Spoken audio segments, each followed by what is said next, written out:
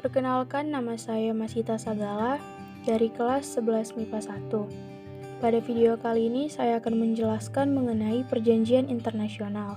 Seperti yang kita ketahui, perjanjian internasional adalah perjanjian yang diadakan di bawah hukum internasional oleh beberapa pihak yang berupa negara atau organisasi internasional dengan tujuan melahirkan akibat hukum tertentu.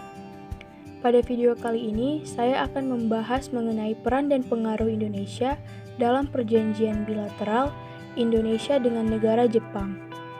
Baiklah, mari kita simak berita mengenai perjanjian liberal.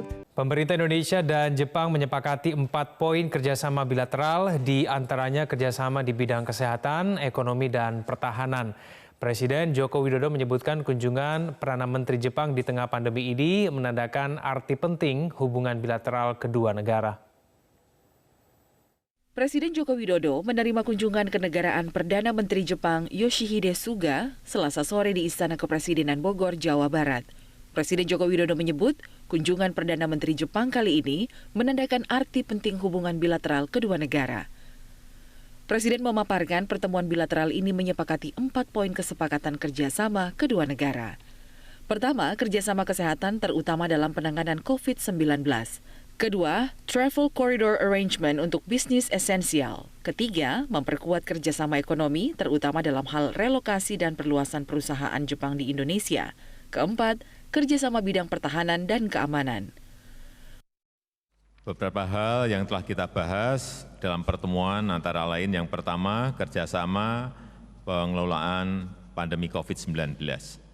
Kedua, saya dan Perdana Menteri juga telah sepakat mengenai pentingnya pembentukan Travel Corridor Arrangement bagi bisnis esensial. Kita juga sepakat menugaskan Menteri Luar Negeri Jepang dan Indonesia untuk menegosiasikan detail dan menyelesaikannya dalam waktu 1 bulan.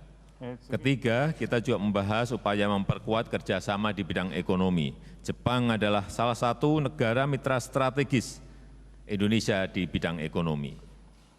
Yang keempat, kemitraan Indonesia-Jepang dalam memperkuat kerjasama multilateral. Saya menekankan pentingnya spirit kerjasama untuk terus diperkuat, terutama di tengah rivalitas yang semakin menajam antara kekuatan besar dunia.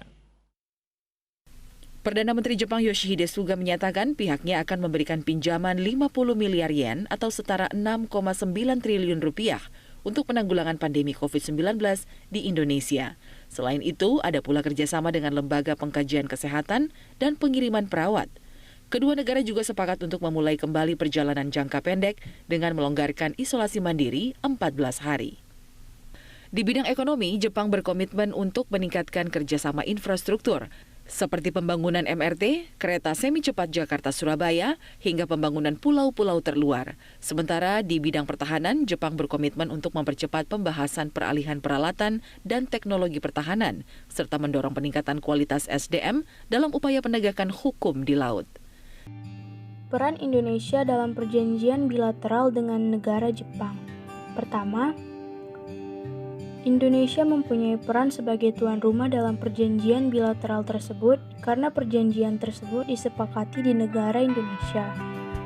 Kedua, Indonesia mempunyai peran untuk memfasilitasi pengantaran tablet Avigan atau obat COVID ke Indonesia melalui pesawat Garuda.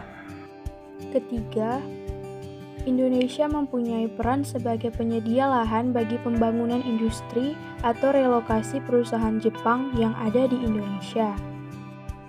Keempat, Indonesia mempunyai peran untuk memfasilitasi penerbangan Travel Corridor Arrangement atau TCA untuk bisnis esensial. Selanjutnya, pengaruh Indonesia dalam perjanjian bilateral dengan Jepang. Melalui perjanjian bilateral dalam bidang ekonomi tersebut, memberikan pengaruh pada kegiatan ekspor dan impor, sehingga akan menjamin terpenuhinya kebutuhan masing-masing negara, baik sumber daya alam maupun teknologi. Kemudian, terjadi peningkatan tata kelola ekonomi di masa pandemi dengan pengadaan TCA esensial, dan terjadi peningkatan penanganan COVID yang lebih efektif. Sekian dari saya, terima kasih.